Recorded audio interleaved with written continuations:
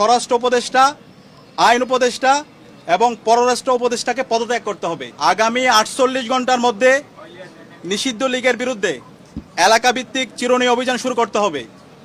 নিষিদ্ধ ঘোষিত সংগঠনের বিভিন্ন স্তরের সকল সন্ত্রাসীদেরকে গ্রেপ্তার করতে হবে। আমাদের 1 নম্বর দাবি, আমাদের ভাই উসমান হাদির উপর গুলিবর্ষণের সঙ্গে জড়িত প্রত্যক্ষ হামলাকারী, পরিকল্পনাকারী ও সহায়তাকারী সকল সন্ত্রাসীদেরকে গ্রেপ্তার করতে হবে। গোয়েন্দা সংস্থা সহ রাষ্ট্রের সকল সংশ্লিষ্ট অর্গানকে দ্রুত জবাবদিহির আওতায় নিয়ে আসতে হবে এবং যাদের গাফলতি প্রমাণিত হবে তাদের বিচারের মুখোমুখি করতে হবে। একই সঙ্গে যারা এই হামলাকে সমর্থন জুগিয়েছে, হাদি ভাই এবং জুলাই বিপ্লবীদের হত্যাযোগ্য করে তুলেছে, সেই কালচারাল ফেসিস্টদেরকে সামাজিকভাবে বয়কট করতে হবে। এইসব ব্যবস্থা অনতিবিলম্বে দৃশ্যমান করতে হবে। 2 নম্বর দাবি, আগামী 48 ঘন্টার মধ্যে নিষিদ্ধ লীগের বিরুদ্ধে এলাকাভিত্তিক চিরুনি অভিযান শুরু করতে হবে। নিষিদ্ধ ঘোষিত সংগঠনের বিভিন্ন স্তরের সকল সন্ত্রাসীদেরকে গ্রেপ্তার করতে হবে এবং সব ধরনের অবৈধ অস্ত্র উদ্ধার করতে হবে। এই বিষয়ে সরকারের অবহেলা আমরা সহ্য করব না।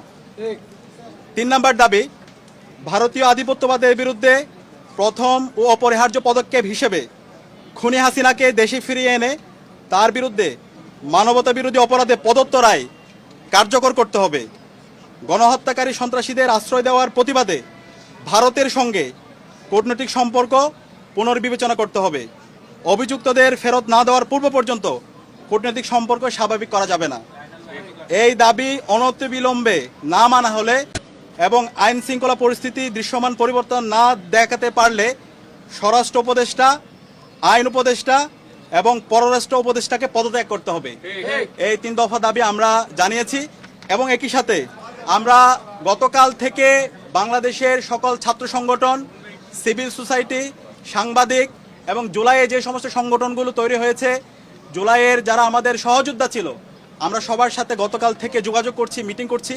ছাত্রদল, ছাত্র শিবির, ইন্ডিপেন্ডেন্ট অ্যাক্টিভিস্ট এবং বামপন্থী সংগঠন, ইসলামিক সংগঠন এবং সব ধরনের নাগরিক, ছাত্র এবং নাগরিকদের সাথে আমরা যোগাযোগ করেছি।